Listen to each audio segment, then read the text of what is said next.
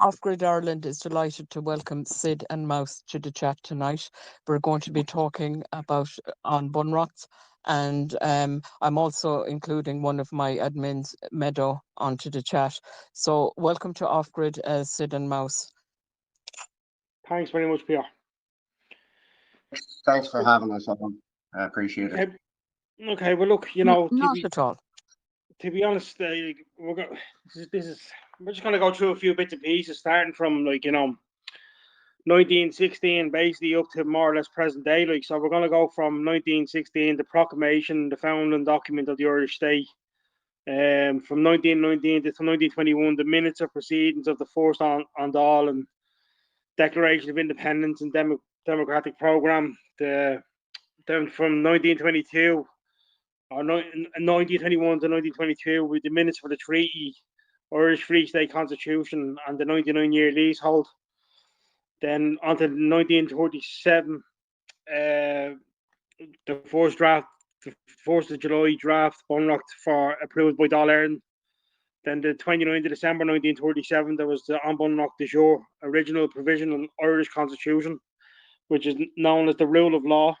And then 1939, we will go through the 2nd and 3rd of September, the beginning of World War II, and the Emergency Powers Act. The artificially extended meaning of time of war from Articles 28.3.3 of the gealach Constitution. And then we'll go on to 1942, the First and Second Amendment, the next version of the Constitution. 50 articles, the Irish text changed.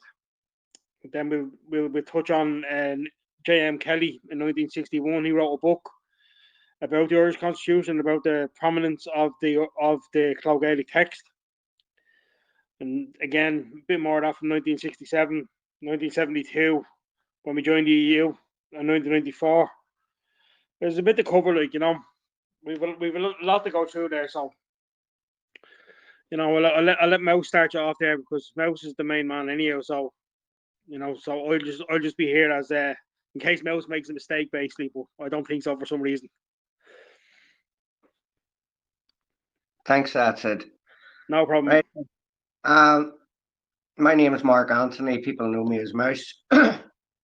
My journey started in this year, really, 2020. You know what I mean? I've seen what was happening. And I'm the type of man that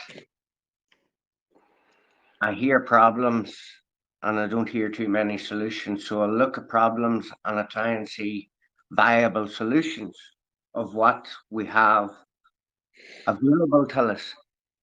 So what I'm going to say here is 3 full years of research from the 21st of March 2021. I've lived and breathed this here every day. I've spent an absolute fortune trying to buy the correct literature, which has cost, thousands. And I've tried to come up with what actually happened by reading and coming up with what has actually happened and what we've been told and what we're led to believe. What I'm saying isn't to offend anybody. It's not to belittle anybody or anything like that. It's my synopsis of where we're at.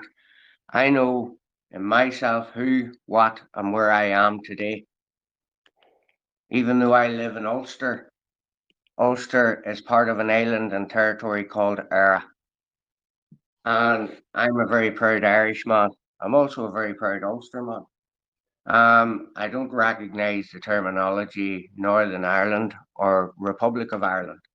They're two acts. They're two acts, as I would say under the current. Sid, could you just hit mute there, please? Sorry, buddy. There are two acts under the crown, which are known as statelets. The name of the state with the capital S is Era, as pursuant to Article 4 in the Irish Constitution. It's in all the blue constitutions too. It's also in the preamble in the Irish and English text. The Irish text, I'll read you the preamble as I have it in my head. In the name of the Most Holy Trinity, from whom is all authority, and to whom our final end, all actions of both men and states, will be referred. That's the opening lines of the Constitution. So it says, all our obligations, right, are divine Lord Jesus Christ. So it says, we, the people of Era, even in the English language. But yet, everybody in this country calls it Ireland, Republic of Ireland, Irish Free State, the Irish whatever, they call it everything but the official name. And as long as that goes on, well, if you're operating under something else, if you don't know who, what, where you are, well, then you're going to be legislated as something else. And that's what they've been doing. And it's all happened under emergency legislation, Article 28.3.3 of the Constitution. But I'll get to all that, as Sid said there was a video that went into your group the other day, and that's some of the literature which I've gathered up. And as I say, we'll start from the start. And I would say you had the proclamation. So what is the proclamation?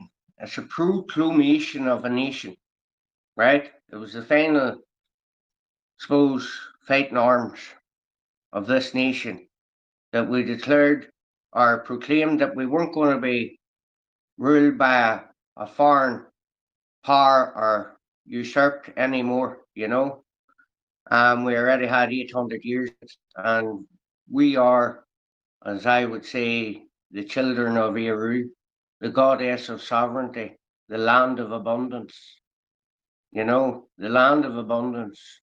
And that's why we're under attack today, because we have everything that they want. And we don't know it. Why? Because we don't benefit from it. But if you read the proclamation, it says no child will want for hunger or shelter. They will look after the old and the infirm. It also opens up with Irish men and Irish women. So the past referendum there, if we removed women, we were going to change the founding document of the state, one of the most historical documents ever written. So you moved on from that there. That was the raised the tricolour above the GPO for 3 consecutive days, and that's why it is the national flag, and it is symbolic of two Christian suppose beliefs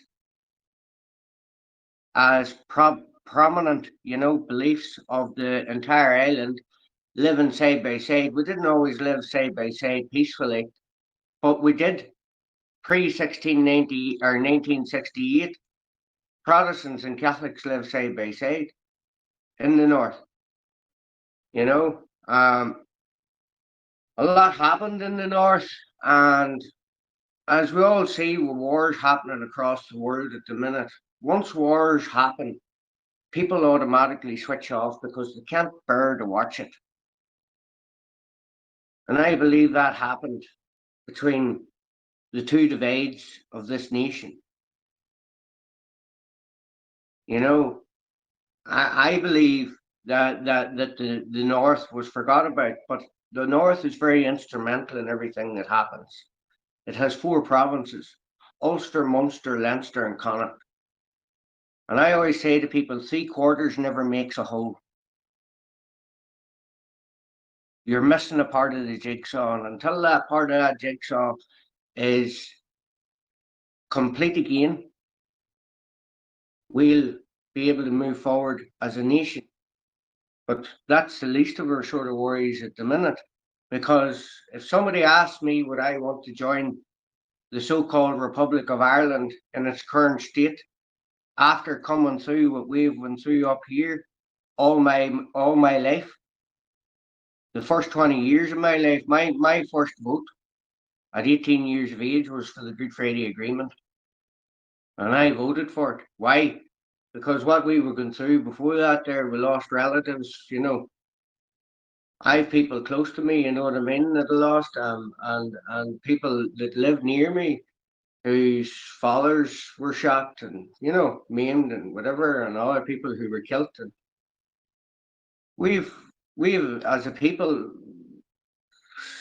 have now suddenly realized that there was a lot of manipulation and a lot of collusion, state collusion, both north, south, and in Britain, even with all the political parties. And we're all seeing it, it's all coming out now in historical cases.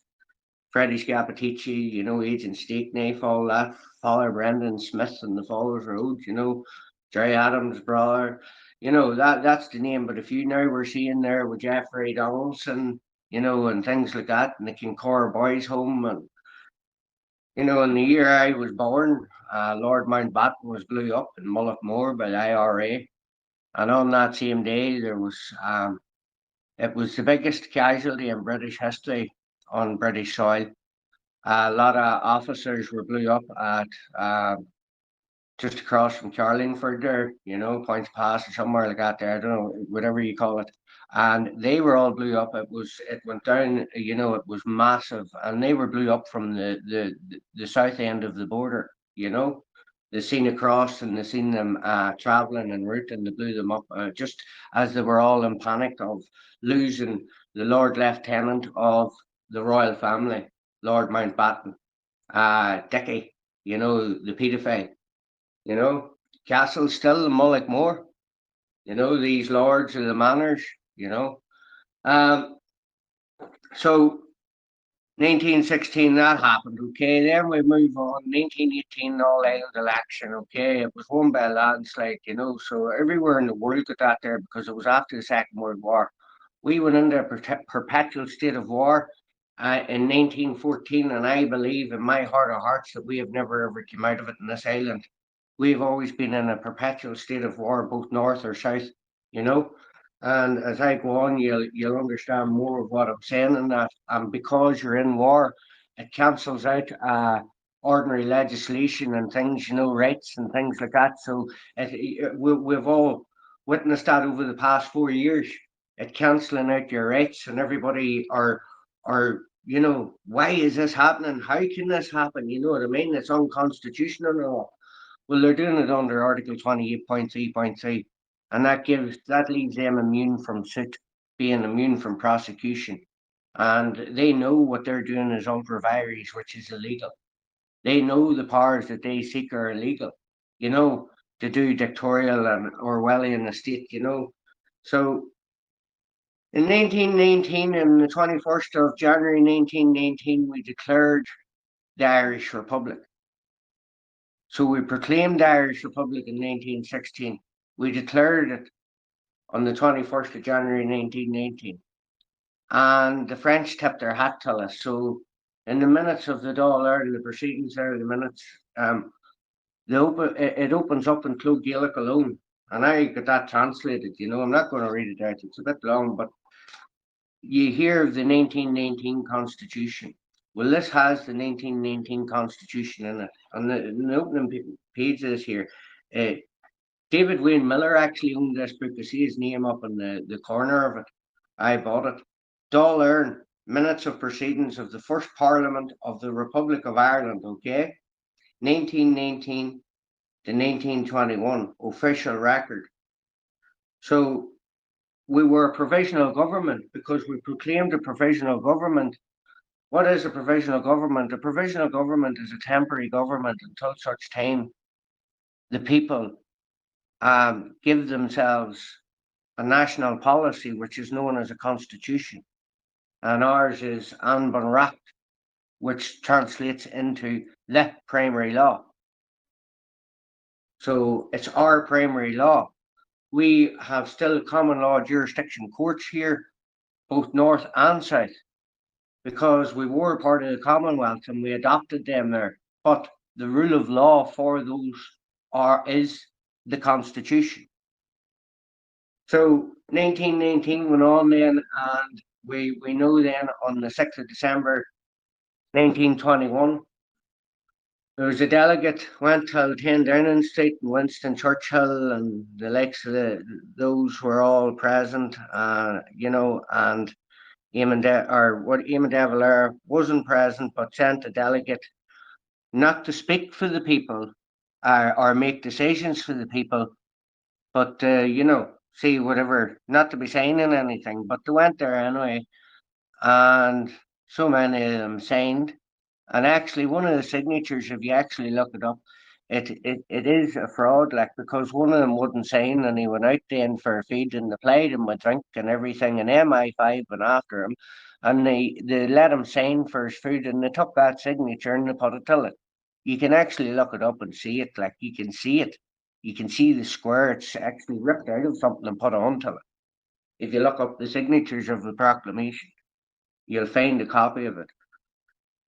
So the Constitution of Dáil Éireann was called Bunreacht Dáil Éireann, more commonly known as the Dáil Constitution, was the Constitution of 1919 to 1922, the Irish Republic.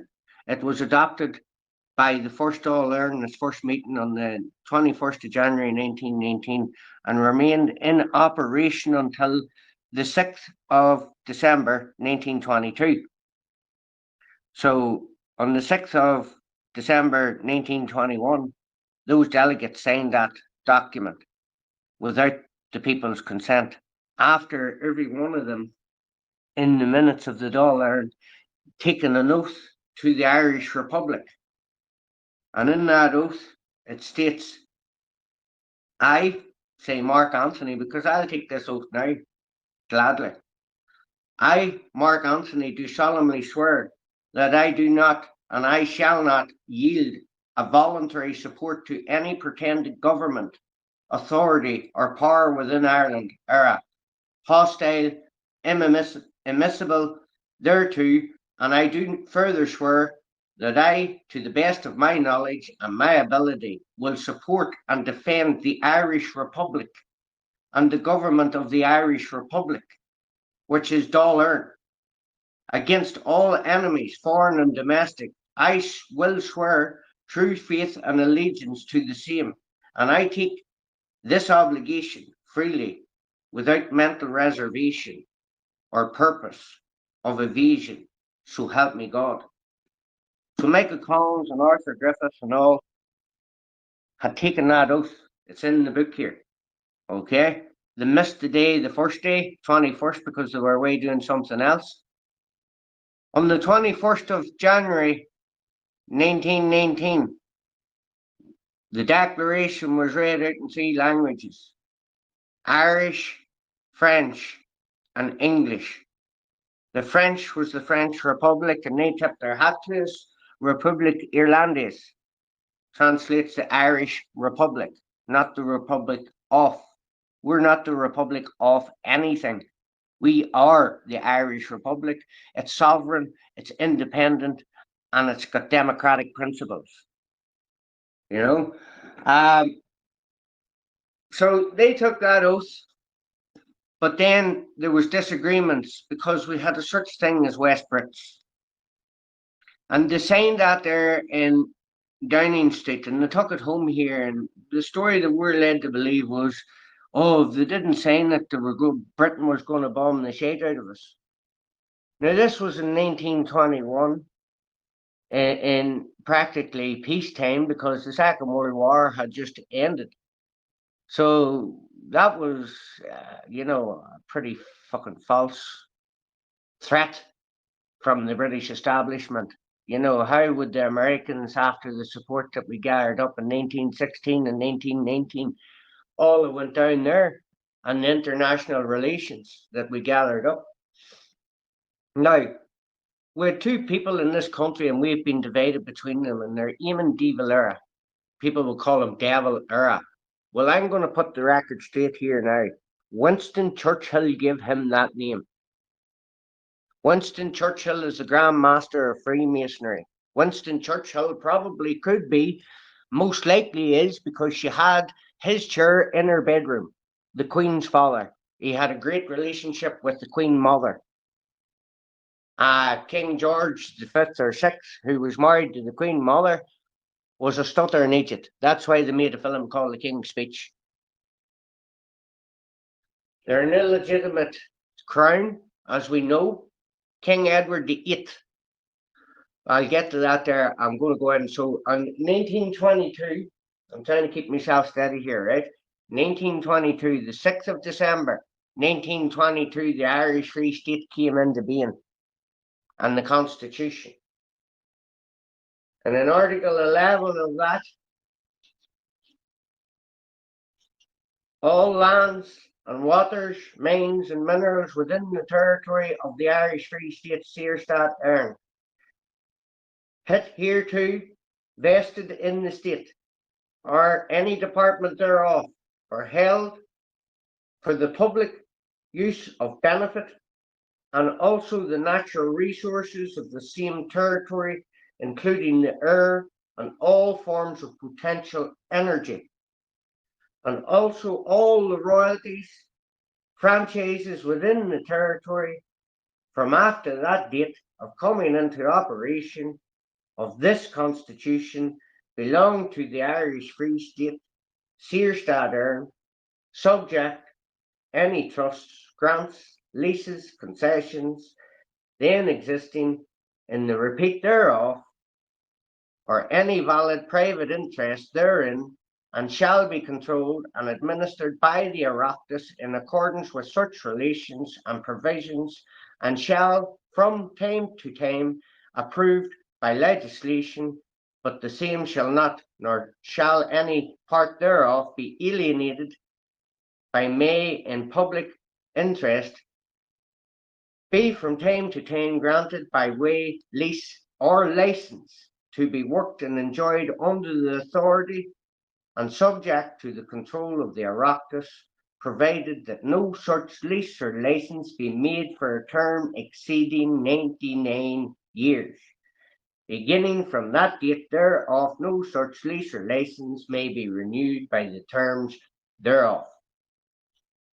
Article 17 of the same Constitution, the oath to be taken by the members of the Oireachtas shall be in the following form. I do solemnly swear true faith and allegiance of this Constitution to the Irish Free State by the law established, and that I will be faithful to H.M. King George V or VI, his heirs, successors, by law and virtue and common citizenship of Ireland with Great Britain, and her adherence to the membership of group of nations forming the British Commonwealth of Nations. Such oath shall be taken and subscribed by every member of the Oireachtas before taking his seat therein, the representatives of the Crown or some authorised by him. And at the back of that is the terms for the agreement which was agreed upon. And there is, let me see here in it. So it says, let me see now, about the mains and all that. I'll just try and get it here now. Irish Free State shall be level. Right, there it is there, article or section 5 of the terms of agreement of the Irish Anglo Treaty 1921, which was brought into being on the 6th of December 1922. The Irish Free State shall assume liability for the services of public debt of the United Kingdom as existing at the date hereof towards the payment of war pensions existing that the date such proportion as may be fair, equitable, having regard to any just claims of part of Ireland by way and set of the counter claim, the amount of such sums being determined by in default of agreement of arbitration of one of more independent persons being citizens of the British Empire. So that's within that tiny document. I just bought I got a copy of it there. And Mouse. You want to break that down just a small bit, just in layman's terms, like you know it, so I know it. Say there the 99-year lease there. Okay. Right. Fast forward from the 6th of December 1922. Fast forward 99 years, right? So people think 99 years would just cut off then, right? At 19, whatever. It's 99 years, 364 days, 23 hours, 59 minutes, and 59 seconds to be precise. And that would bring you up to midnight, 5th of December, 2022. Okay? So that was the terms of the Anglo-Irish Treaty dissolved. So in February of that year, when they all came back after Christmas holidays, you had Rishi Sunak, along with the President of the European Parliament, Ursula von der Leyen, sitting around a treaty table with the Union Jack and the European flag. And Rishi Sunak says, we have just signed the agreement of the Windsor Treaty. Windsor, the King Regius III, Charles III, Windsor. Okay? They just took it to him for royal assent,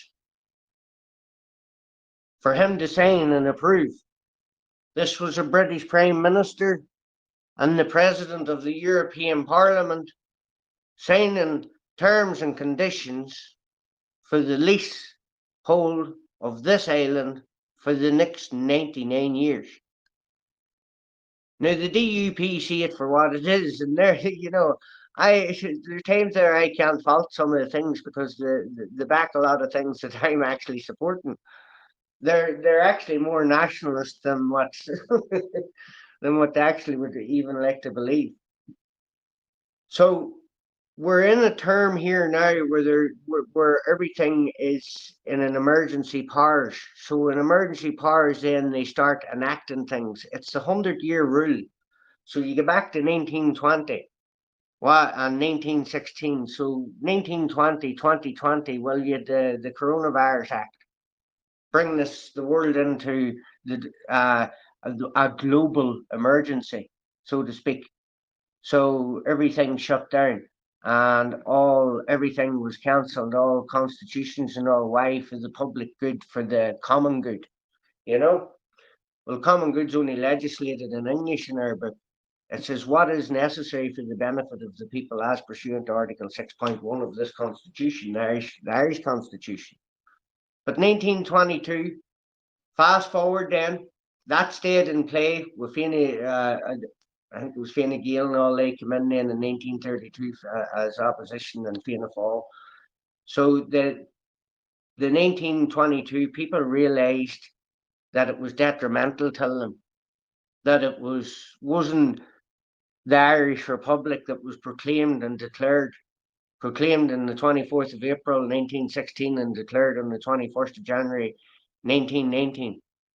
And it wasn't what the oath that they'd taken. So who brought this into being? Well, it was Arthur Griffith and Michael Collins were the architects of this, And De Valera and all were saying, no, you should no authority. We all know the story, but you have bits of this and bits of that. Well, who put the border on this island? Who put partition on this island? Well, it was Michael Collins and Arthur Griffith. Now, Arthur Griffith was the founder of Sinn Féin. So who in 2020 and 2022 has taken power in the north and are pretty close to taking power in the south? The 100-year rule. History repeats itself. Agents of the crown. Sure, we've seen Michelle O'Neill shaking hands with the crown whenever his mother died, and acknowledging a new king. You're willing to do business with me, I'm willing to do business with you. He says, I believe you're the largest party in the north of Ireland or Northern Ireland. She says, we are indeed. And Alex Maskey was standing watching, and he says, tell Jeffrey that. That's Jeffrey Donaldson, who was standing to Michelle's right-hand side, or left-hand side, because Michelle was now the new leader of this statelet called Northern Ireland. She went to Washington there, and on the 17th of March, she stood up and was probably, I would go on record to say this, the only Sinn Féin representative ever to stand up and call this place up here, Ulster, the occupied 6 counties or whatever. She called it Northern Ireland. I'm a First Minister for all, be it if you're from Northern Ireland or the north of Ireland. They always referred it to the north of Ireland. There is an Irish News article about the two statelets. We'll get that there sent through to you. And Sinn Féin were challenged by representatives of the media whenever they were sort of asking questions back in, I think it was 2012 or whatever, and they were asking them why they won't refer to the name of the state as Era. Because if you read Article 1 of the Constitution, it would say the Irish nation hereby affirms its inalienable, indefeasible, and sovereign right to choose its own form of government, to determine its relations with other nations through its economic life, political, and culture in accordance with its own genius and traditions. Article 2, the national territory consists of the whole island, its islands, and territorial sea. Article 3, pending the reintegration of the national territory. So in the Good Friday Agreement, which was 26 years ago, there was a so-called national referendum, but it wasn't a national referendum. Two statelets took part in a referendum of some sort. We voted for something up in the north, and you voted for something in the south. We were asked different questions, but the ultimate question was, do you want to remove Article 2 and 3 from the Irish Constitution and let the people of the North decide whatever, da da da? And Sinn Féin and all were behind that all too, you know what I mean? Because all agreed to it, and they removed Article 2 and 3, so it was in the Constitution, and it remained in the Constitution until 1998.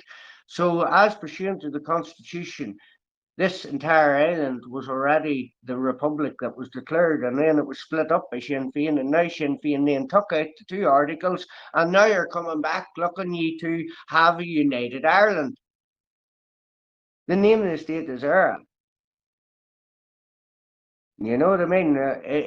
Take out any coinage that you have in your pocket and look at it, and that's the gealach. That's pursuant to the Constitution. That's pursuant to the 1919.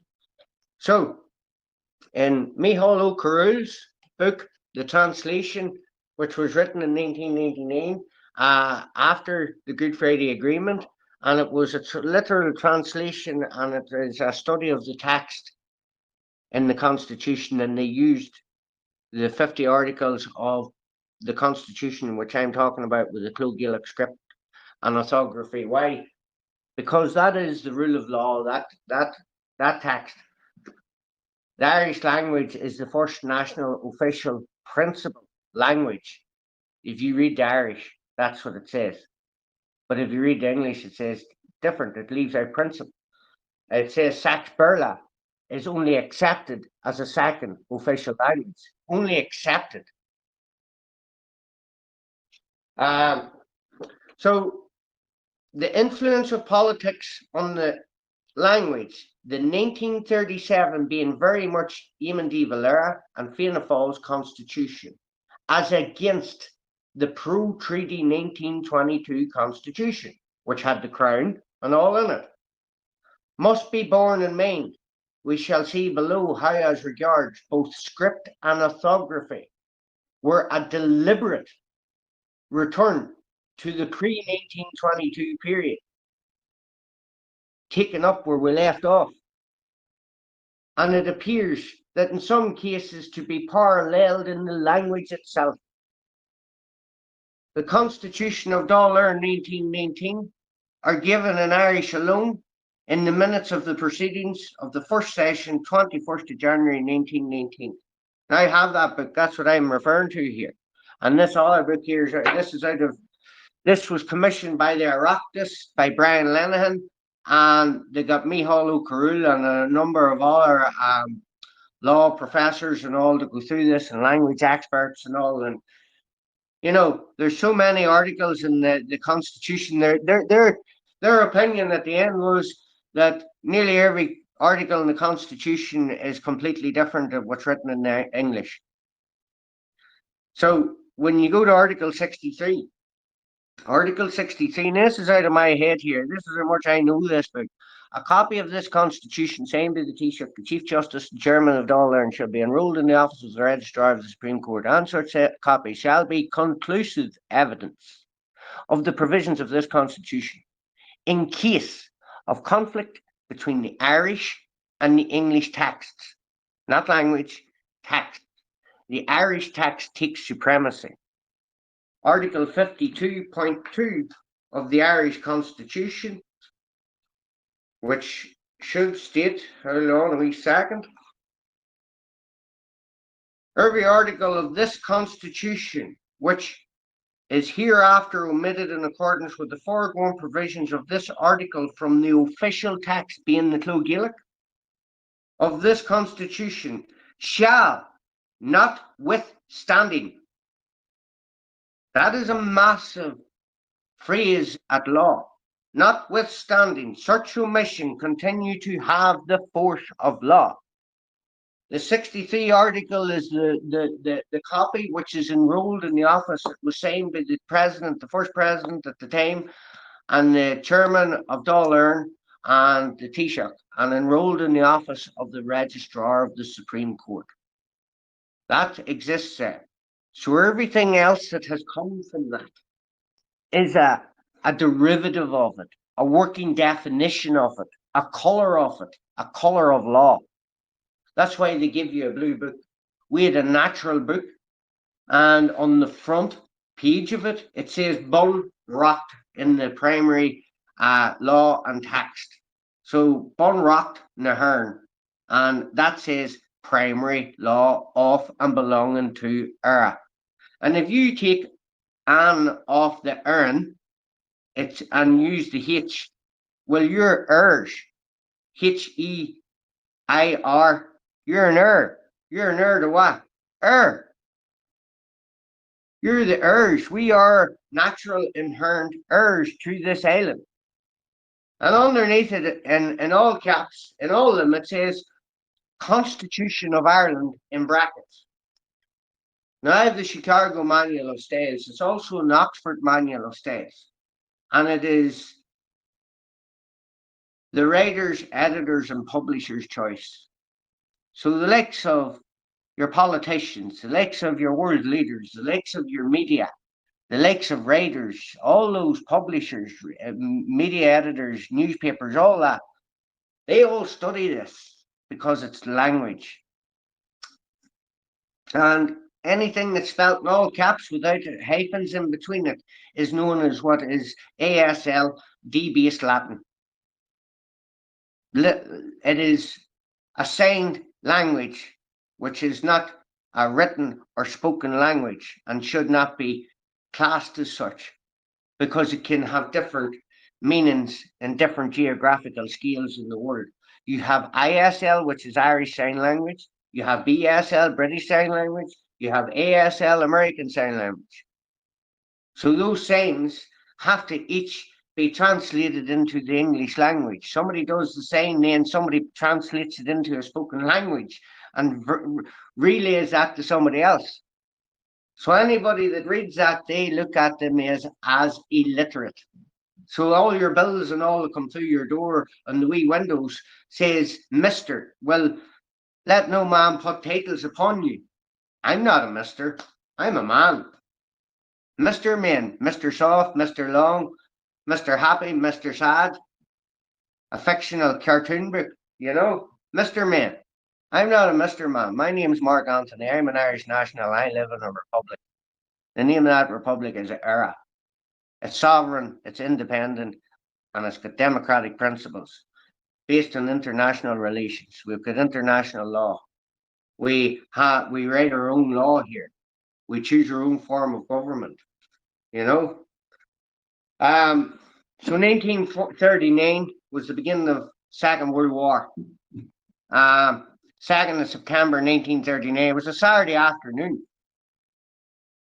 And the Dáil was called emergency meeting. They all went in, and then it proceeded from about 3:15 or 3 o'clock in the afternoon.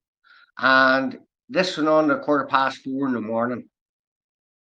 And what they were legislating for was emergency powers, the Emergency Powers Act. And the words that were said at that time. So just think what they done during COVID and then apply it these years later. They go in there with all the shock and horror and looking everybody to agree to it so they can bring in emergency implementations, which is an artificially extended meaning of the time of war. As pursuant to the Constitution, it was only written in English text alone, the First Amendment. Therefore, it cannot be law because it has to be written in both texts. And the Irish tax takes supremacy if there's ever any conflict. So where do you get the conflict here? How do you do this? It's fraud. That's the first point of fraud.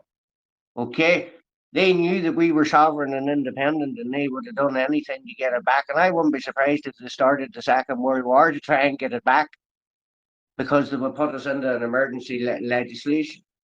But in Taoiseach, this here is the First Amendment of the Constitution Bill 1939, second stage. Question proposed that the bill now be read a second time. The Taoiseach on Corlia. This amendment is required to resolve a doubt which has arisen as to whether Article 28 of the Constitution, a time of war, means any except which one and the state is actually participating as a belligerent. My view is that a time of war defined by the Constitution or in the Constitution covered an emergency of this sort, an emergency such as we are facing now. However, if we are to get from the Oireachtas the powers that are sought, the bills that are now put before you, it would do no harm to have at any time the possibility of legal action being taken, questioning the validity of any orders that may be issued, on that ground that such powers were not contemplated at the time of the enactment of the Constitution, and that therefore any act that might be taken would be ultra vires, being illegal. That's a Latin term, ultra vires.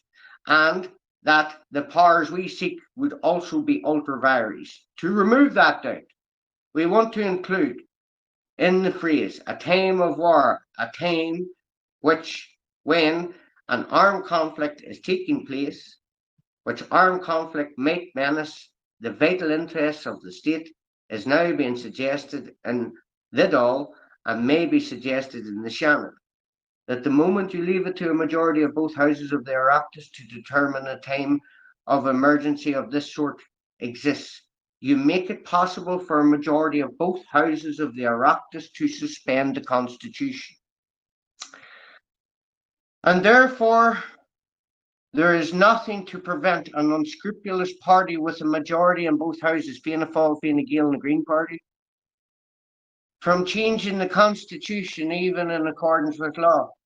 Apart from normal times, I think it must be recognised that in certain times of an emergency, it is essential for the service of the state and the executive should be furnished with an ample powers to face any contingency that might arise. I notice that an amendment has been suggested that tries further to define a time of armed conflict as a time when a member of the British Commonwealth of Nations would be engaged in war. England's engaged in war or facilitating the war in Ukraine.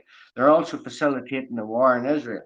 Okay, and as you heard there, we pay for all those wars out of the 1922 Constitution. Well, who's in power? Fine Gael. Fine Gael is the 1922 Constitution. Okay, you seen them standing there at Beal na Blah on the 100th anniversary of Michael Collins' death, which was the 22nd of August 2022. He was killed on the 22nd of August 1922, 10 days after Arthur Griffiths was poisoned. Why? Because they broke their oath of allegiance to the Irish Republic and swore an oath to the British Crown. And they put the border in Ireland era. Okay, partition. So the British Commonwealth of Nations would be engaged in war. I do not think, however, that would cover emergencies. One can visualize a case in which, let us say, Canada might be at war in the east, and that war might not in any way affect our vital interests. Neither would it be of much help to suggest that because Great Britain, let us say, were at war defending her own interests in the East, such a war might menace our vital interests, even if Great Britain were engaged in a European war. That war might not necessarily affect our vital interest, neither it does, but we're paying for it. But one can easily visualize circumstances in which a particular war might not menace our territory, actually might affect our vital interests. So you're paying through the teeth and all for everything, oil, gas, and all that. Well, we have our own oil reserve and all, and that's off the coast of Cork, and it's seashell oil, I think you call it, and gas, or gas and oil or whatever. And that goes to, I think it's Denmark or somewhere like that there, not Denmark, Norway. Norway is pretty much the same as us in size and scale and population. Well, all them people in Norway are very, very rich, and that's why they can go and do their ski jumping and all that there, because most of the time they're living off our oil and our gas, because our government has let them manage it, so they take it, incorporate it, and sell it back to us at profit. But the government of Norway actually give on a quarterly basis its citizens a share of the profits of our oil. Okay, now that's a fact.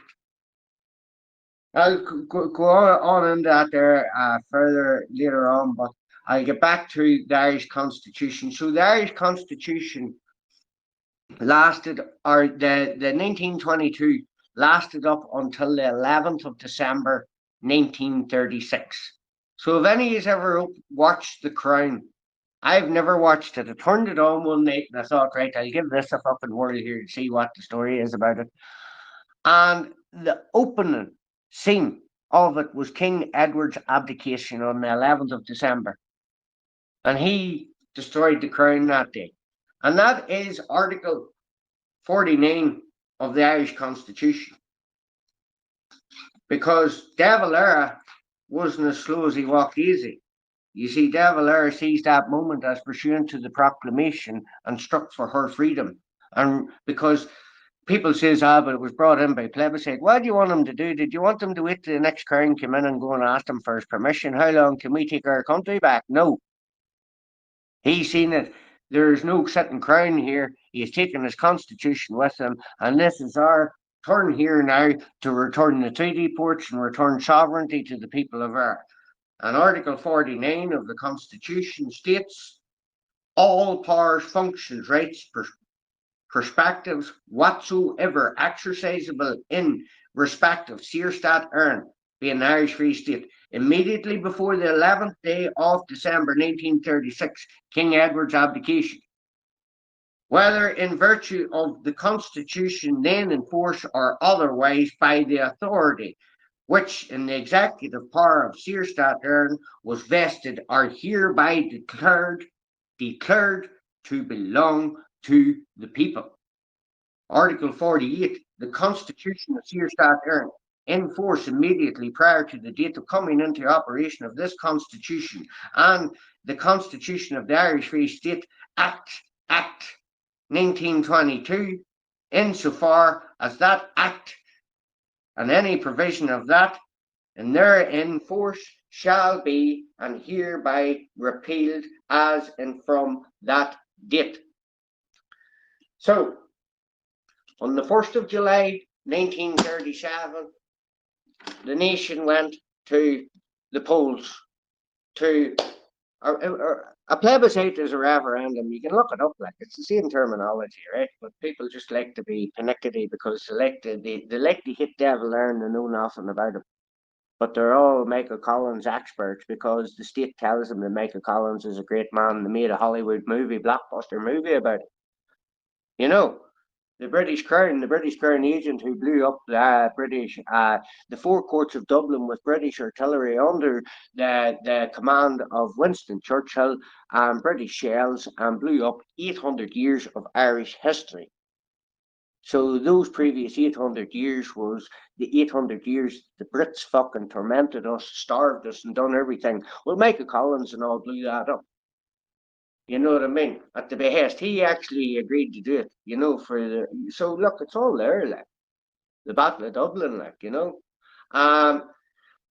So Move on here. 1st of July, the people then went and we adopted and acted, right? That was the day that we adopted. We read the draft on RAP, which was presented to the people. Sinn Féin, we have got a draft of it, and Sinn Féin says this is the constitution of Sinn Féin. It's written in gealach. They hate to even think of that, like, you know what I mean, that they agreed to that. You know, they're calling De Valera a traitor too. So the British Crown agents are calling De Valera a traitor too, you know. It's ridiculous what they've done to us, you know. Sinn Féin dirtied the tricolour up in this part of the country. I can't put the tricolour out my window. If I put the tricolour out my window, my life would be probably in danger, you know. But yet I can look out my back window and my neighbour, who's got a big house above me, on the 11th night, my birthday, hangs a Union Jack out the window and puts out fireworks and all to celebrate the 12th, the slaughter of Irish Catholics, Irish Fenians, Irish nationalists, you know, at the behest of King William III. But anyway, we'll move on. So on the 29th of December 1937, the operation came into being, the Constitution came into being. It was enacted into the full force of law and remains the full force of law to this day. The reason why you don't know about this Constitution that I have is because there was very little imprinted. Only the aristocrats and the people who would have been in the know would have got a copy of this here. You can't, you know what I mean? I was blessed that I went looking for it and I got a copy of that and the 1942, the next version, on the same night. I got it for 50 quid. I got it out off eBay, half a shop in Wexford. So thank you very much to that man in Wexford for, you know what I mean? And I do believe that the documentation that has been put in my hands since, you have the J.M. Kelly Fundamental Rights in Irish Law, and the Constitution. Well, if you look that up, 1961, I have even a newspaper cutting here, which I found in the 3rd edition, saying that it is the pioneering piece of work on its subject. 1967, the 2nd edition, it is the standard of law. That's what it says in it. It is the standard on its subject in law. Then you have the Irish Constitution, so that's citations of law. You would have Crowley versus on Taoiseach and everything in that there. So we'll have all that information here. Tell us, okay? 1939, so the cancelled out our constitution to emergency powers, and it's an artificially extended. So then then that was the First Amendment. That was then the Second Amendment was on the 30th, I think, of May 1941, where they changed the text to a standardized version of the text, a Romanic font, because of the terms of agreement in 1938 with the British Crown as well, that it was actually because the media and things like that would have had to change the whole typeface and their machinery and all to print this text. Okay, so it would have been cost effective, and that's basically how it happened. By 1964 to 66, they totally eradicated it practically from being taught in schools, along with Latin as well, out of schools, Latin Mass and Latin. That was the Feast of the Assumption, 15th of August, 1966. They stopped us burning bonfires. We used to burn bonfires up here for symbolic reasons till Our Lady. You know, this is a Christian nation. This is a Christian nation. What they're doing here, flooding our country here with Muslims, is multiculturalism. It's cancel culture. It's a breach of Article 1. We are the nation. You are the nation. If you're listening to this, I'm talking to you. In the name of the most holy Trinity, from whom all authority and to whom our final end, all actions of both men and states will be referred. We, the people of Earth, humbly acknowledging all our obligations to our divine Lord Jesus Christ, who sustained our fathers through centuries of trial and unremitting struggle to regain the rightful independence of our nation, and only seeking to promote the common good through due observance. So we must observe what's going on around us. Due observance, prudence, justice, and charity. So that, that's the two biggest words in that paragraph. So that the dignity and the freedom of the individual may be assured. true social order attained, and concord established with other nations, do hereby adopt, enact, and give to ourselves a written constitution. Now, it said in the 1919 Bunrock Dollar that this was a provisionary, a temporary law until such time the people gave themselves a written constitution. And this written constitution is under God and it makes us sovereign. Our courts are sovereign under Article 5. That's what it means. The courts are sovereign, and coming up now, we have a referendum coming up on the 7th June, and that's surrendering our sovereignty off them courts to one jurisdiction offshore in Europe, and it's very dangerous. It only benefits bureaucrats, technocrats, and things like that there to lord it over you, and it's a patent law. I'll ask anybody in here how many is have patents out. Well, I don't have any, and I'm sure not too many have. And if you do, well done. You know what I mean? But it's not a big thing that Irish people. It doesn't benefit Irish people. So why was this passed in 2013 and they're only bringing it for a referendum now? It requires referendum under because it's to change Article 29.4.2 of the Constitution, but they're using Article 29.4.1 of the Constitution to do it. And if you read that, it says in accordance with Article 28. Well, Article 28 is the emergency legislation, which is the Emergency Powers Act of 1939 and 1976, respectively, which was the Dublin and Monaghan bombings of 1974, and then brought in legislation and brought in the Emergency Powers Act. You're under that at the minute. Leo Varadkar revoked that there on the 16th of March 2020 in Washington, D.C., when he locked us all down. That was all coming to an end. So then the war in Ukraine started. Then they became. We're sitting there going, "You're destroying our sovereignty here, getting involved in that." But they're getting involved in that there because it keeps us in a heightened state of emergency. The shot in the north here, there was a police officer shot, a top inspector. He's still living, but that there put us into a severe heightened tension of emergency here in the north. We are in that, and that's how they can do these things. Stormont will never last. Why? Because it's a fraud. You know what I mean? They're talking here about Northern Irish people being Northern Irish. I can't go and get a Northern Irish passport. I have an Irish passport. You open up page 4 and that there, 3 and that there, there's a map of where I'm from. And it's a very detailed map and there's no border in it. And the name of that there island is Era. Okay? I am an Irish national. I'm from Era. Okay? I'm the same as you. There's no north, there's no nordy, there's no nothing. We're one island. We're actually a continent on our own. We've got an ocean to our west, and we've got seas to which link us to the other continents to our right. We've got the North Sea, and we've got channels and all below us. We've got everything that a continent can provide. We've got all the resources. We have natural gold. You've got the Dalradian vein running from Scotland right through into Ulster, into Omagh, and down into the Tar mines and things like that there. Well, that is the most profitable gold vein in the world. And Dalradian want to rape it. And there is a public inquiry going on up here. We're fighting it tooth and nail. There's better people fighting it than me, but I'm playing my part too. And it is dangerous. They're looking at 2.1 ton of cyanide processed in this island per day. Okay, they've stopped that. They removed that their application, but they refuse to say that they will reapply for that application. Why? Because to process that they're going to have to. They're going. It's not an open cast mine. It's underground. It's I think 64,000 square hectares or something, whatever it is, anyway, or whatever I had the numbers, but it's just not off the top of my mind. Underground, and they want to take that out. They want to build a processing plant up in Greencastle. Greencastle is one of the highest points in Ulster, and this will omit dusts which are harmful. They go into the lung, they can't come out, and they will cause cancers and things like that. There, it it can release a thing called norms.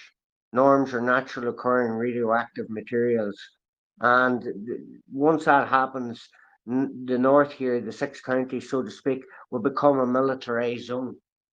And that would open up the doors then for things called geological disposal facilities to store higher activity radioactive waste. Well, if they release that up in the Black Bog in Greencastle, that can uh, that can open up a disaster zone, a district, so they could evacuate us, the evacuated people out, so they know how to evacuate people, so they can evacuate us. And then the British, this is managed by Cromworks, which is a UK state-owned corporation. And once this higher activity radioactive waste, you've seen it in the TV there, I think it was Finland or Sweden or somewhere like that, have opened up these things for the first time ever, and it's to store higher activity radioactive waste below the ground. And they want to use us as probably a dumping ground for the rest of the United Kingdom, because the nuclear power seems to be the way forward, if you see what I mean. And we are in era a nuclear free state, but the state like Northern Ireland isn't, because it's managed by the United Kingdom. We didn't have abortion up here until 2020. You passed it, I think, 2018. So you've done it constitutionally. Then that gave Westminster the right to legislate it for us and push it in here without any say. So we didn't have a vote on it. We have no vote on it. It's the most draconian forward fucking abortion legislation in Western Europe. We went from so it's an attack on Christianity. It's an attack on Articles 40 to 44 of the Constitution, article which is fundamental rights. Fundamental rights are your natural inherent rights. They are protected in the Constitution, as you can use it as a citation of the rule of law. It is the superior law of the land, so that's why they're very important. 2020, they locked us down, so that was an infringement on your personal rights. They told you had to do this, had to do that. Article 41 is the family. Well, they were trying to remove mother and word woman out of it. Article 42 is education. Well, you see what they're doing in the education system. And you have the primary care of the child is the family, and they have inalienable, indefeasible, and sovereign rights to educate their child by whatever means necessary, whether it be at home, in state school, or whatever. It's all there. Like. Article 43, I think, is private property. I could be wrong. It could be 43 or 44. It's one of them anyway.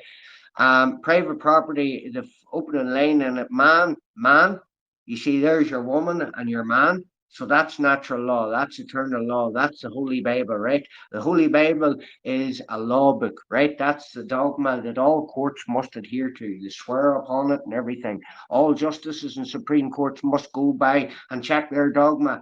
Does all this here tally in with eternal law? Why? Because eternal law is universal law. It's natural God's law.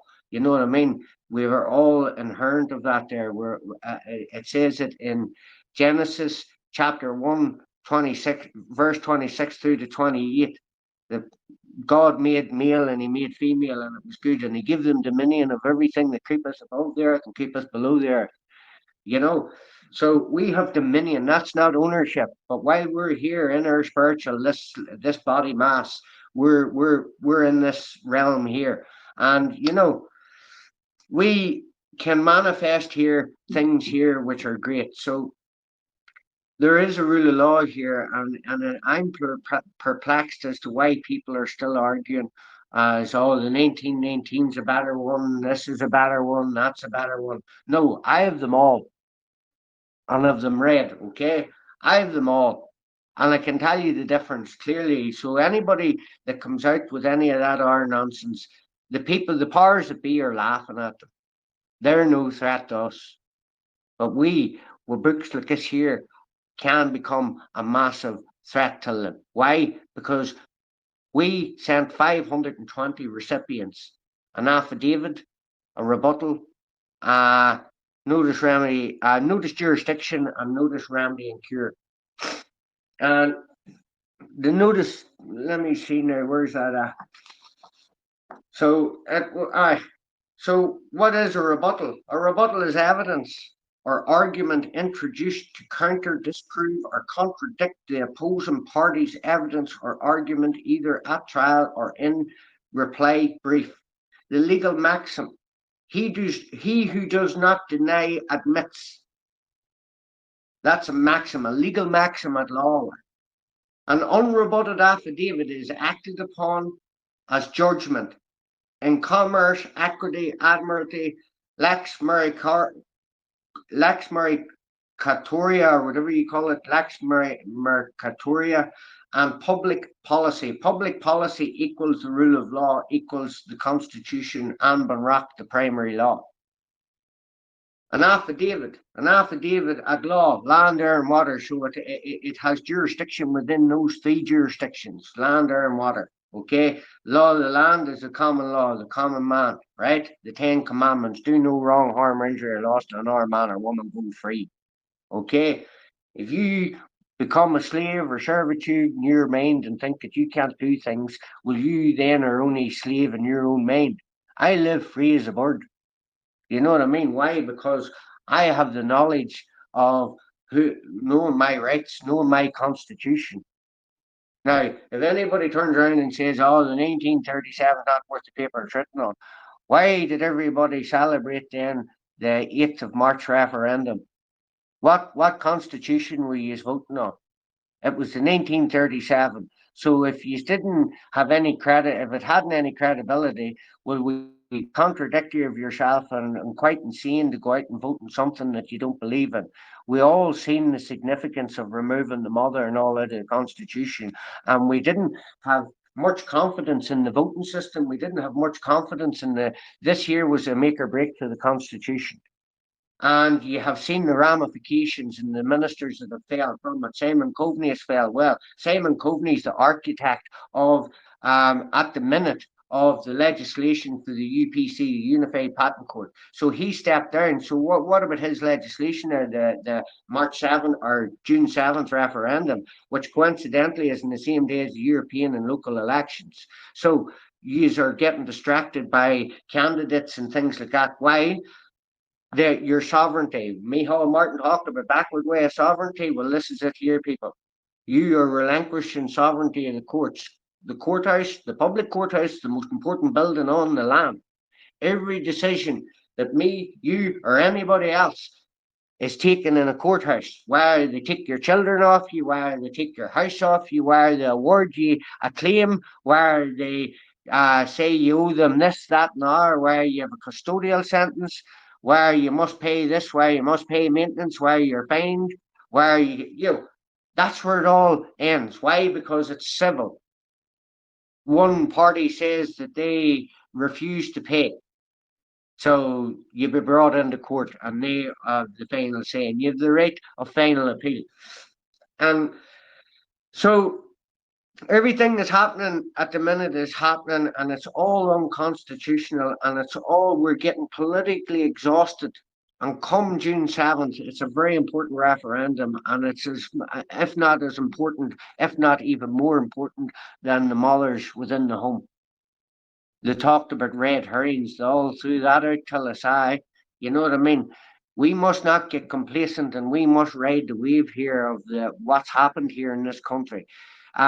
We sent that affidavit. We got after the 28-day rebuttal, that passed. So the United Kingdom Supreme Court has written to us, the registrar in the Supreme Court, and given us a wee bit of this, that, and that, okay? It's all stamped. And on the letter was addressed to we, the people of Earth, okay? And it was stamped the United Kingdom Supreme Court. I have it all there, okay? We also, then Leo Varadkar got a big defeat, taking the woman out of the Constitution. They all jumped on a plane. They went to Washington, D.C. He embarrassed himself by removing the immigrants from around the thing for the rugby and whatever. And he landed home again, and he was home on the 19th, the 18th to the 19th. And out of the blue, he has come out and he has told the nation, and he says, "Oh, don't be listening to conspiracy theories to that or way I've went and all that there." Well, he's number 2 or 3 on our list, and that the president would be number 1 and all that. Well, he took sick, right? And then he went to meet the Taoiseach the day of the referendum or the day before it or whatever.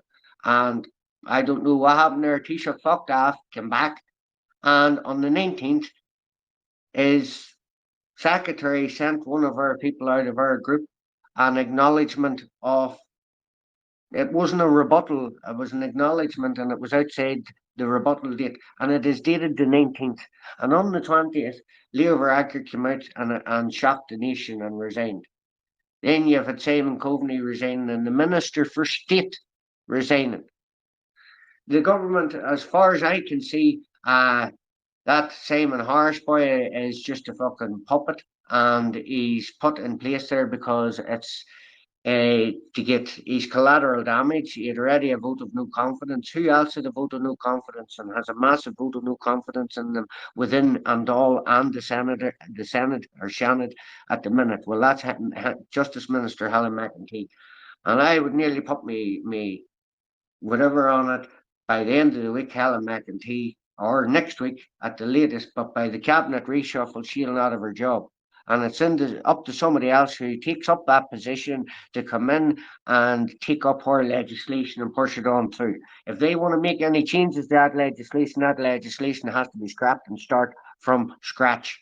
So the hate speech legislation. So we've protected Article 40 there thus far. It hasn't went away, but we're protected it thus far, I think. We're seeing what's happening in Scotland. The Constitution, people, dictates what happens in this island, both north, south, east, and west. And the longer we go run about arguing among ourselves, this, that, and that, about Michael Collins was great, Eamon de Valera was great, these people were great, he was a traitor, they're fucking dead.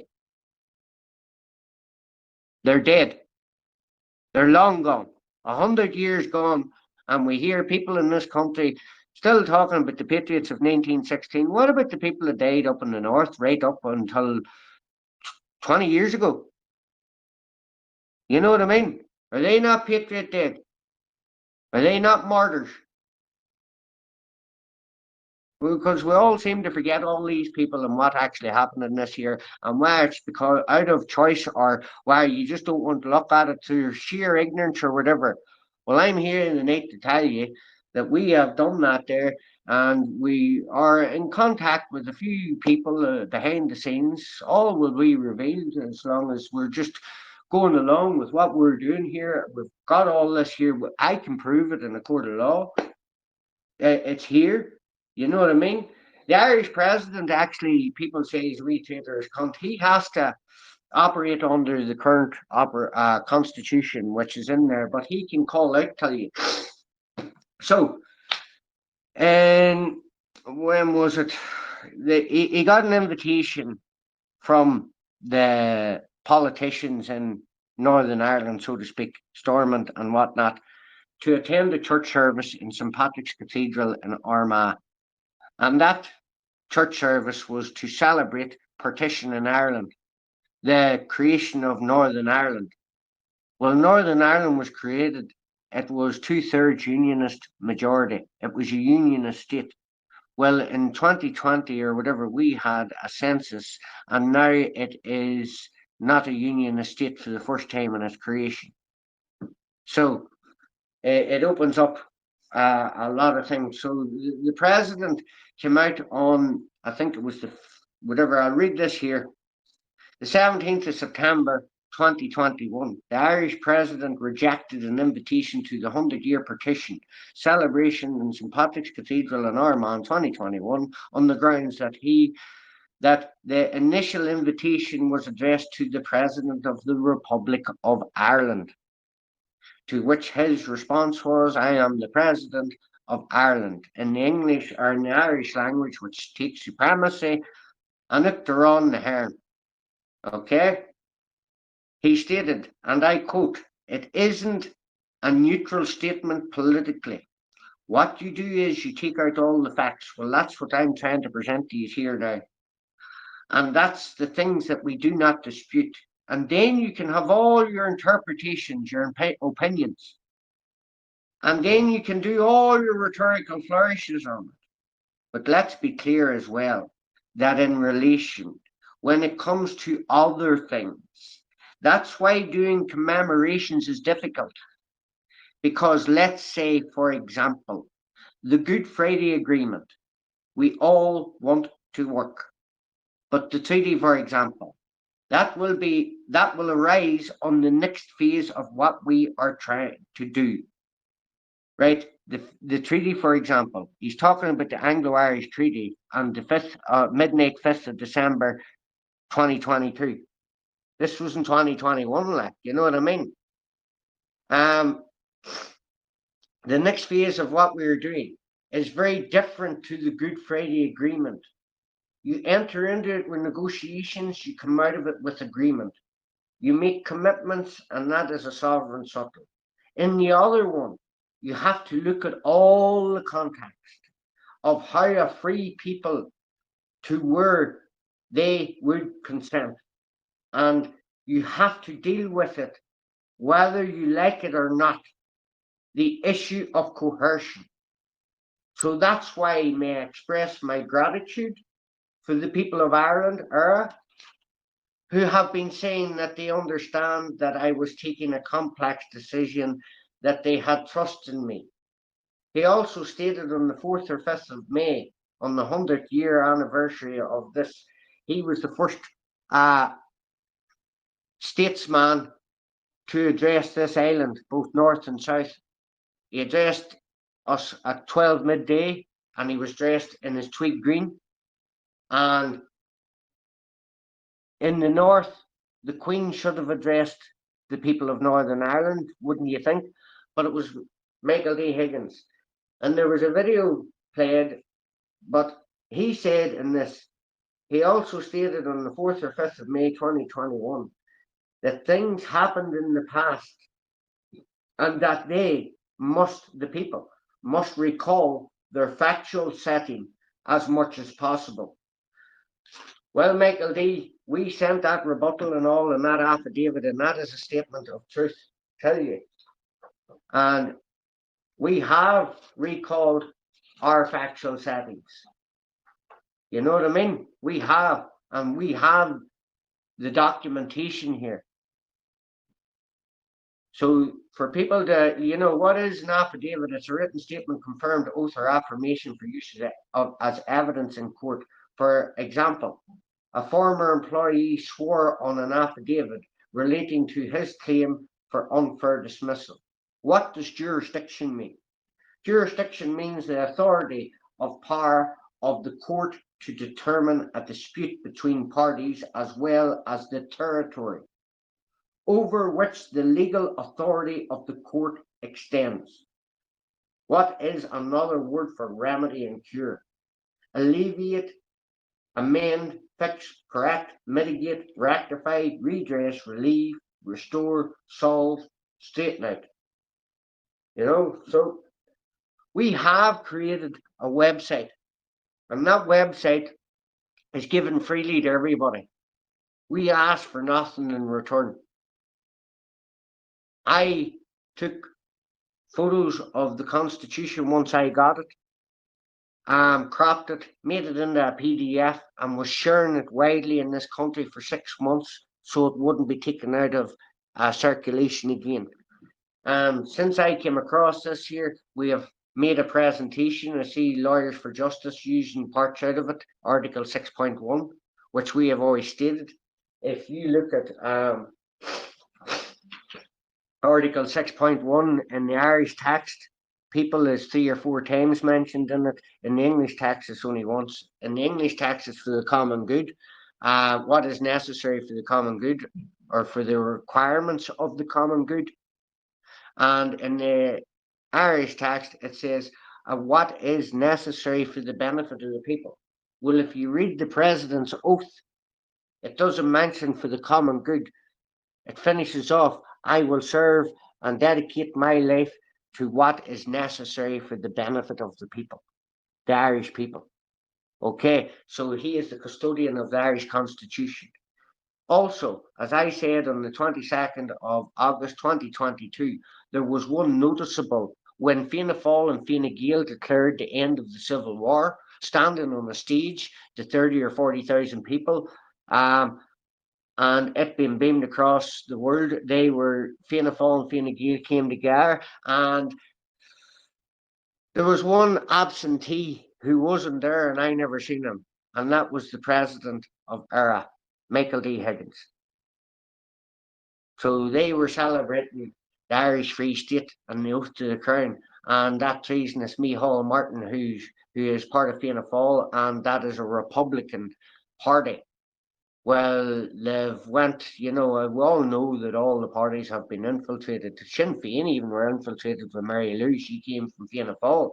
So it's all been, and it's up to us now, the destiny of the Irish Constitution does not only depend on the nobility of its contents, but the watchfulness of the Irish people. It's up to us to protect it. It's nobody's to take and it's nobody's to give, but it's up to us to protect it.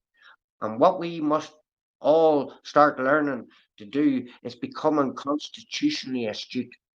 They teach it in America to their children. We don't have constitution days. We're running about here and we don't know where we're fucking pumped or stuffed in this country. We don't know up or down. We don't know left or right. And we're all arguing among each other. And we see that it was important enough to have referendums on it. Now, we've seen the significance of the referendums. We wanted to kill the unborn child. We voted for it. They gave us it. You know what I mean? They were looking to take the mother out of the Constitution, and we says no. You've overstepped the line. You don't touch the mammies. You don't touch the mothers. You don't touch the women, and you leave the fucking children alone. You leave it as it is, as it was set out, and if that offends you, I am offended, you're offended. It's written and enrolled in the office of the registrar as conclusive evidence of that. So we must all now start coming under an umbrella of some learning the law of the land, because you had Marbury versus Madison 1803, Cranch 173, which was in the United States, and that was Marbury versus Secretary of State Madison. And Madison was trying to impede or infringe upon natural rights or whatever was in the American Constitution, and the Supreme Court struck it down, and that was the law of the land. It proved that the Constitution wasn't just a piece of paper, it is the law of the land, and that any act or legislation which is repugnant to the Constitution should be deemed null and void and nullified. That's Article 15.4 of our Constitution. That is judicial review, judicial determination. And any act or legislation, so acts and legislation are not law. They're colours of law. The law is the Constitution. And if it infringes upon that, we have the right to strike it down in the Supreme Court. And the President has the right to decline to sign it and things like that. You know what I mean? We can take litigation against them on it. It is unconstitutional to try and remove our freedom of speech. It's in the Constitution. You know what I mean? It should be a referendum. It should be a referendum. Article 40 point, what is it? 40.4 of the Constitution is freedom of expression and things like that, It's all there for us. A right is exercisable. So you're born with them. You have them in your pocket. But if you don't know your rights, you effectively have no rights. So ignorance of law, no excuse, maxim of law. So if you're going to be stupid of who you are and what you are and where you are, they're going to legislate over you as stupid people. And we are not stupid people. We built the world. We educated the world. We are the saints and the scholars. We are the jewel in the crown. We are the fucking prize. So it's about time this country came together and realised that we have a powerful constitution, and we've just seen the power of it, and we must get behind that, because that installed confidence in the constitution, it installed confidence in the voting system, and we have a very important few months coming up here for what way the future of this country. You have the WHO Treaty, you have the hate speech legislation, and you have the Unified Patent Courts. Right? So everybody's all good about saying how good Michael Collins and all that was, and I never ever hear too much about Eamon de Valera. So I'm going to read something out that was actually the state put this out, so that it wasn't. It was RTE actually on a 1982 show 7 years after his death, and it was the life of Eamon de Valera, and it opened up. In the history of every people, there have been individuals whose impact, influence, and personality have set them apart from their counterpart contemporaries and earned them a special consideration of all those intent on understanding the great impersonal forces and the divisive events which shape a country's history. Such a man was Eamon de Valera, a man whose towering presence, like that of O'Connell or Parnell before him, presides a great part of the story of Ireland in the first 20th century. The sole surviving commander of the 1916 Rising, the president of the first Dáil Éireann, and the leader of the Republican movement in the Civil War against the Free Staters, against the Crown, founder of the long-time leader of the most powerful and consistently successful political party ever in Irish history, which would be Fianna Fáil, and indeed one of the most successful in modern Europe. European statesman at the League of Nations in the 1930s, and afterwards respected statesman on the world stage. Taoiseach of the state for over 20 years of its first 37 years of existence, and afterwards president for a further 14 years. The name de Valera evokes an immediate and powerful response across all full spectrum of Irish political opinion, from unswerving loyalty to unmeasured devotion on the one hand, and deep-seated bitterness and hostility on the other hand.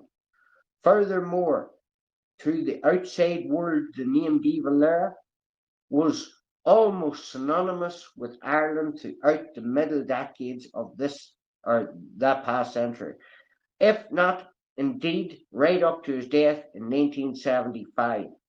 Irish sovereignty, the independence of our country, were the governing passion of Eamon de Valera. I'm going to read out something else, and then I'm going to bow out and get myself a cup of coffee because I've been talking for an hour and a half. But I want to read this. This was sent to me in 2013. When I had my awakening, I got sober in 2013, and my life changed from there on. And here I am, 11 years on. 17th of this month, I'll be 11 years sober. Everything happens for a reason. Sometimes people come into your life and you know right away they were meant to be there to serve some sort of purpose, to teach you a lesson, or to help you figure out who you are or who you want to become. You never know who these people may be, but when you lock eyes with them, you know from that very moment they will affect your life in some profound way. And sometimes things happen to you at a time that may seem horrible, painful, unfair, but in reflection, you realize that without overcoming those obstacles, you would never have realized your potential, strength, or willpower of heart. Everything happens for a reason. Nothing happens by chance or by means of good luck. Illness, injury, love, lost moments of true greatness or sheer stupidity all occur to test the limits of your soul. Without these small tests, life would be smoothly paved, straight, flat road to nowhere, safe and comfortable, but dull and utterly pointless. The people you meet in your life, the successes, the downfalls that you experience can create who you are, and the bad experience can be learned from. In fact, they are probably the most poignant and important ones. If someone hurts you and betrays you, breaks your heart, forgive them because they have helped you learn to, about trust and the importance of being cautious of whom you open up your heart to. If someone loves you, love them back unconditionally, not only because they love you, but because they are teaching you to open up your heart and your eyes to the little things. Make every day count, appreciate every moment, and take from it everything you possibly can, for you may never be able to experience it again. Talk to people you have never talked to before and actually listen. I thank you for listening tonight. Let yourself fall in love, break free, set your sights high, hold your head up because you have every right to, and that goes to everybody. Tell yourself you're a great individual and believe in yourself. For if you don't believe in yourself, no one else will believe in you. Create your own life and then go and live it.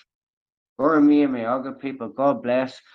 Look, I'm talked out here, but I think I've given you enough there. Mouse, that was fantastic. Absolutely a wonderful presentation. So much we've learned tonight. Thank you so much. Meadow, one of my admins just has a quick question. If Sid wants to answer it, just give Mouse a bit of a break there. But Mouse, I'll that was try. fantastic. How can I beat that? Like, you know what I mean? But go on. Thanks, Miles. That was an incredible presentation, as Patricia said there. I just wanted to ask, um, so we speak an English version of our language and it doesn't resonate with us, even after making it Hibernian. What do you think is the significance of the loss of Gaelic from our language? Well, the loss of Clough Gaelic is we basically lost our rights. We've lost the law. We've lost what gives us our rights. Like, because at the moment, that blue book will be a book of a book for business. It's not a book of law. It's a book for business. You know, whereas in the real the Clough Gaelic book, it's the book. It's a book of law. You know, I don't know how to I don't know how to answer that better than that. To be honest, that's the best answer I can give you. No, that's perfect. That's perfect. Just wanted to have some kind of quick bullet points there because it's new to an awful lot of people and there's a Yeah, lot to unpack there. That's all. yeah. Look, I'll answer to the best of my ability. But look, as you've heard, Mouse is like he's the brains behind Mouse for like and most of the stuff that I've learned has been through Mouse's teachings. Like so, look, I will answer to the best I can, but if I can't, I will have to pass it on to Mouse. All right. But one thing that actually Mouse did forget. I don't know if you forgot, but when we sent the affidavit, we sent it on the 15th of January, and by the time it hit Stormont, I think it was the 17th of January. Within a week, they were back. Now, I'm not saying that had that exact reason for it, but I just thought it was quite a coincidence, and I don't really believe in coincidences anymore. So, Yeah, but there's a lot of what you could call coincidences. We won't keep you too long, guys. That was an incredible presentation. I'll hand it back over to Peter now. Yeah, and as Meadow said there, I'll open it up because I know there's a few people jumping at the bit to ask a few questions there. But my main kind of thing is well, it's I've kind of two questions here. The first question would be, have you met with a lot of resistance to the work that you're doing and the public speaking, trying to inform the people? Have you met with any sort of resistance? And I don't mean from our side, just in general. yeah, there's a lot. Yeah, 100%. In my experience, right, with this book, you either get it or you don't. And if you don't get it, you're never gonna get it. The people who get it straight away. They go understand. It's like something in your stomach, it hits you in your stomach, and there has been a lot of resistance. Like very few of what I would call the big accounts share any of their stuff. Any of their stuff. If the bigger accounts had started sharing their stuff a long time ago, we would have been a lot further on in this. Like I set up a TikTok account, and the minute I set it up, I had thousands of followers. There's an appetite for it. People know there's something wrong. They just don't know what is wrong. And people know that this is right. They just don't know how they know it's right. If you know what I mean. And Sid and Mouse, basically, where like, where do we go from here? You know, because like, to be honest, now I'm going to hold my hands up. You know, for a long time, myself and Mouse there, we had some spectacular battles on here, and this is the first evening that it's actually hit me like, holy crap! Sorry for cursing, but like, this is actually, there's something here. Like, this definitely, it's not right. It's not right what's happening in our country. And No. do you know what I mean? Like, it really has hit me here. But I'm just wondering, where do we go from here? Well, obviously we sent the affidavit, and we've had no, like, Mouse Sid, has told you. Go I'm ahead. sorry just for butting in, right? No, go on. You're better at I'm doing it than me, exhausted. Mouse. That has just physically exhausted me, for I haven't done that there really, right? And that was all out of my own mind. I wasn't reading any books. I'm looking at the literature around me. It's surrounding me. Even some of them are read out of books, right? Sarah Jane's in there. She knows everything about the affidavit. She drafted the affidavit and all with me. And between yourselves and Rory Bryan and all, there's enough members, valued members of the Amban Rock Group who are well versed in what we're talking about here. And enjoy, folks, because there's a website, as I say there, www.bunrock1937.ie. We'll get the links in. We have pages on the patent law, we have pages on the Unified or the WHO Treaty, the referendum. We've done a massive campaign on the referendum. My YouTube channel jumped from a couple of hundred to 6,000. I've had in one full year over 1.6, nearly 1.7 million views on our information. I try and not share fucking everything that everybody's sharing. I try and share information which is relevant to us protecting this island. We can run about and shout at each other about this, that, and that. It all comes down to the rule of law. Yeah, and we've seen that. They can't do nothing unless they change that. Yes, they can use enactments and all that, but they're not law. Therefore, whenever you go into court, you know your rights. You can evoke this constitution under Article 52 as pursuant to Article 63 and all of those articles under the full canopy of laws. Justice will be and shall be administered on this entire island of Era on the hand and seal of 33.5.3 or something, or whatever it is. Yeah. So, look, it's all there. The people will take it here, all the questions. If you want people, go on there, open up the website, start looking through it and see questions and ask whatever. And if you're stuck in anything, I'll be here, but I'm just taking a wee break here, okay? Thank you so much, PR. Thank you, Gavin. Thank you all for listening, and thanks for the response. I'm not here to shout at you or anything like that. I've had to shout to get heard. Um, I've got information here. I've been gifted with something, and it's my job to bring it to the people. I know I'm protected in doing it. I've faced every contingency. I've faced Sinn Féin off on my doorstep, everything. I've done everything by the book. I remain honourable. I ask for nothing in return. All I want is our nation restored to what was promised us in the Declaration, the Proclamation, and in the Constitution. And we then, we're no point we're trying to reinvent the wheel. It's already there for us. Don't try and uh, reinvent the wall. They're the two things that you don't try and reinvent in life because they're tested through times. But the blue constitutions are rotten to the core.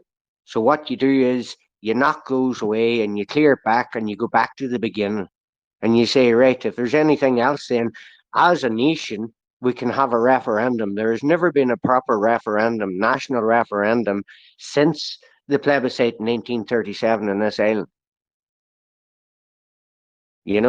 So that should be quite alarming. There was only 3/4 of this country ever voted in referendums. The nation makes up ERA, and that's the entire island. So God bless people. Thank you. Thanks very much, Mouse. You take a break now. That was fantastic. If anybody from the chat there would like to throw up their hands and ask Sid a question there, I'm going to take want to three just, questions. And if you can hear me, I was going to answer a question that somebody asked earlier on, the importance of our language, if you don't mind, PR. oh, absolutely, Sarah, work away. Okay, so from my point of view, the importance of losing our language, okay, so first and foremost, I suppose we're Indigenous people, and it's very important that we um, take care of that, especially at the moment we can see that that's falling apart, okay? So that is part of what makes us Indigenous people. And second, I suppose it's enrolled in the office of the Supreme Court. That is the text that is enrolled in the office of the Supreme Court.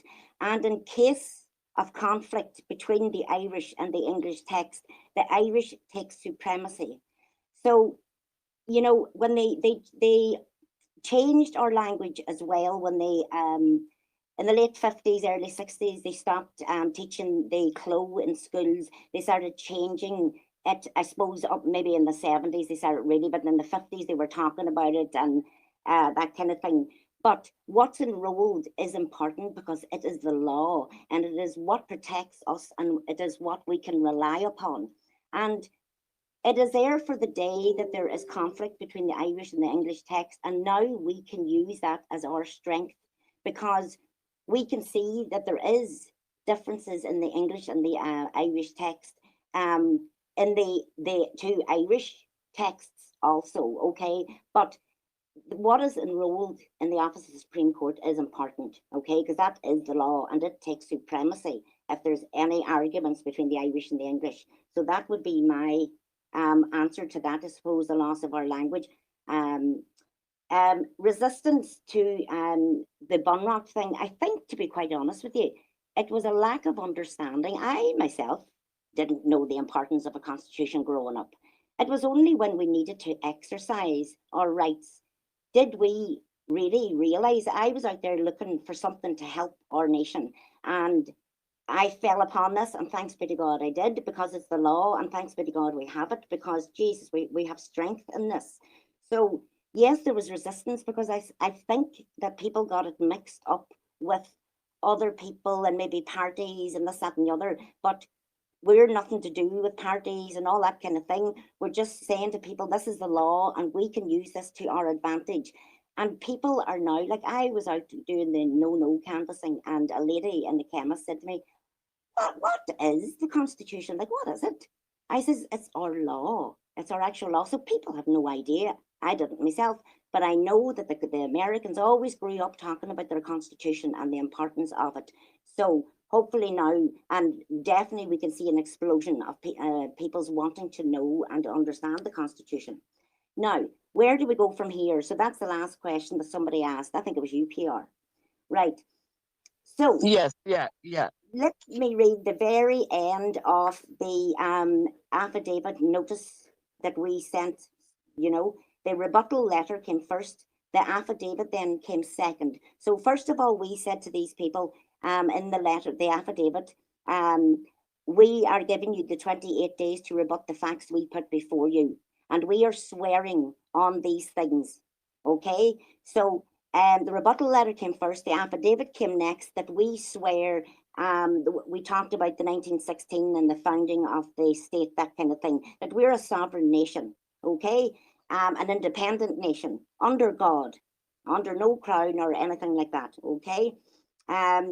So where do we go from here? So we want to correct the jurisdiction. That was the next part of it. And then it was notice of cure and remedy. So there's the problem. How can we fix it? Okay, so that was basically in a nutshell what it was. And the very last part of this says, we, the Irish people, as custodians of the primary national law of and belonging to ERA, declare and affirm that we are invoking the primary and fundamental law of this land, Bunrock na hÉireann, enacted by the people on the 1st of July 1937 and in operation from the 29th of December 1937. So we have said to the state, we're invoking the Constitution for the sovereign nation, okay? And we are saying that we know what has happened. We've put the facts before you and you've got 28 days to rebut them. So we have invoked our Constitution, and many people have invoked the Constitution by sending in that letter, okay? So we invoke the Constitution. Additionally, we are hereby exercising our inalienable, indefeasible, and sovereign right to seek a constitutional challenge, judicial review, and judicial determination on the validity and constitutionality of current legislation and amendments passed which were enacted into Irish law. Basically, the legislation that they have brought in that is repugnant to the Constitution and it is being used against the Irish people. This legislation, acts and statutes, that is not our law. We have natural law, comes from God above, whatever God you believe in, but it does not come from government, it does not come from state, it does not come from crown or priests or none of them. It comes from God, our creator, and the state comes from us. So we want a challenge with regards to the constitutionality of these laws that they're using against us, these legislation, acts and statutes that they're using against us. So we sent this in, we've had no rebuttals. We had certain acknowledgements, and as Mark said, we had a letter from the UK Supreme Court. Now, we follow up for we the people. This is for we the people. This is not for anybody's gain. It is for us that we have found something that we can use to benefit the Irish people in a state of an emergency for us, because we're an emergency against the bloody state. You know, so we have our law that's enrolled in the office of the Supreme Court, and we can stand there with our sovereign constitution. We want to get to the Supreme Court. Well, you have to go through the High Court, as far as I'm aware, first, one of the courts first. But we need to challenge them about the constitutionality of the legislation that they're using against us. And every issue that people are complaining about and that's coming up and they're distracting us with and all the rest, it's all about removing our natural rights. Then you're not a man or a woman. You're in the legal field, you're in the person field. So if they remove Article 40 to 44, which are your natural rights, what's left then is just the state, okay? And then they can rule over us because they've taken away our natural rights, our right to speak, our right to think, our right to have a home, our right to educate our children, all those things. And we can see that they tried to take woman out of the Constitution. By doing that, they're slowly but surely taking away the natural rights, the natural woman, you know. So I've said enough. Okay, thank you. Can I Yeah, ask a thanks. question? Thanks. Yes, Nancy, go ahead. Yeah, Sarah, you're saying they're challenged in it. Do we need a challenge in the Supreme Court to get rid of the blue book and go and reinstall the yellow book? Well, yes, we have invoked the Constitution, and I suppose we want it now enacted and correct the jurisdiction of the country. And we need to recognised, I suppose, by the Supreme Court that that is the jurisdiction of this country, and we have to challenge. I mean, it is recognised that it's the jurisdiction if people know how to use it and stand in court, because it has been done. But we need to challenge this legislation that is repugnant to the Constitution. Do you know what I mean? So we need to stand in that jurisdiction. And we have put facts before them that we know that we are being ruled under that blue book. So I suppose there's a lot of things in there that we're only regular, ordinary people. Do you know what I mean? So we're navigating this. We do have, Mouse is a brain box when it comes to all this law and all that kind of thing, and has complete understanding of it all. So we're taking things step by step. We're just doing one thing at a time, whilst trying to give knowledge to the people. So I suppose we just need to change the jurisdiction and challenge them with regards to legislation. I suppose that's what I know so far. If Mouse or Rory wants to come in, Rory, maybe you want to say something there to strengthen what I said or whatever. Yeah, strengthen what you said.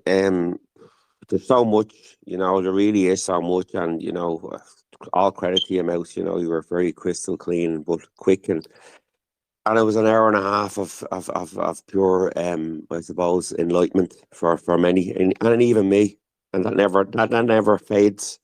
So well done, well done, and nobody got called a cunt, which was brilliant. So Yeah, the relation to the text, people know that we're living in a world of two jurisdictions. We're living in commerce, which is the Blue Book, the Crown, who owned all the commerce, and that's the money you spend. That's the banking. That's your pay your rent. You do bills. Everything's done in English text. Roman. That's Roman civil procedure. But because of the Irish text, that's our when you realise you're man and woman, then you're an Irish man and woman. The text is what they call diction. That's the dictionary. That's where jurisdiction originally came from. It's dictionary, so it's text. So that's your man, your law, man and woman. So when you realise these things, like most people do, you still have to then your company being your fictional you, it still exists. So you have to then manage that, and you do that to the best of your ability. But in relation to challenging in the court, the biggest thing that needs to be challenged is any of the legislation can be challenged, and someone should and hopefully will challenge maybe hate speech legislation or whatever can be challenged, and any of those things can be brought down. And if you look at the history of the High Court and any challenges that have ever been won against anything in court of law has been a constitutional challenge.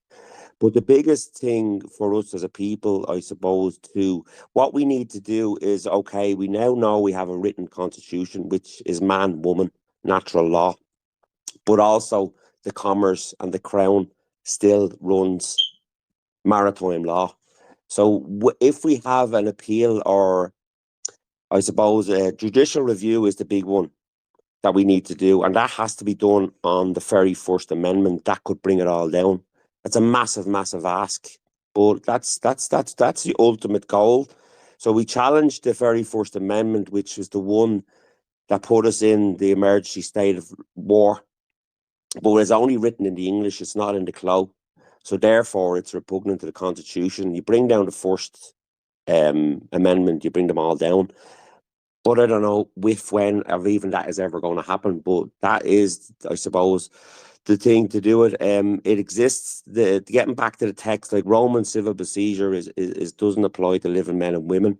But we still have to go look for work in the morning. We still have to go to shops, and we still have to, do certain things. But you can then remove yourself. It's like when you were out during COVID, you could have been your Irish national in that capacity, which is Article 1. And nobody ever stopped me going anywhere. I travelled the world during COVID because I was in my national capacity. All right, sitting on an airplane, I was doing commerce, but on land, I was that. But still, I might get up tomorrow and have to pay a bill, or I might have to do that. I might have to go into a shop.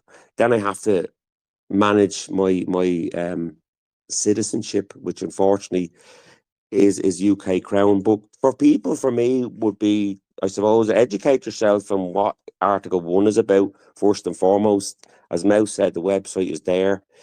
I suppose just get a bit of learning of what a constitution is, because, like, I'm not saying this, and either anybody who knows about the constitution is trying to sell anybody anything. Only share our strength and hope, our knowledge, our learning that we've done, and that's all we're doing, because we have proof and evidence that it works. We've done it in courts. We've done it with our affidavits, and it's real and it exists. So the big thing for us is, I suppose, to learn who you are, which is first and foremost you're an Irish national. We're the nation, and we have a written constitution. And if you know your Clo Gaelic version of the constitution, then you're in the jurisdiction. But that doesn't allow you to, not pay bills or whatever if you're using bills. Like, I was in a court, and I won't hold anybody up too long about courts and stuff because it's been a long night. But I was arguing over, I was arrested in the airport and held for a few days on what they said was a speeding fine over 4 years old. But because I was in a portal, they were able to arrest me because I was travelling around from point A to point B around the country without any, attack at all. But anyway, long story short, in the court, I separated myself. This was in Bray District Court. There was people there. I separated myself from the driving licence and the all caps name and all that stuff. And the judge agreed. But at the end of the case, even though he agreed with me, he said, I'm still going to issue a fine. And I said, who are you going to issue the fine to? And he said, to the driving license. And I said, fair enough, I'll ensure it gets paid.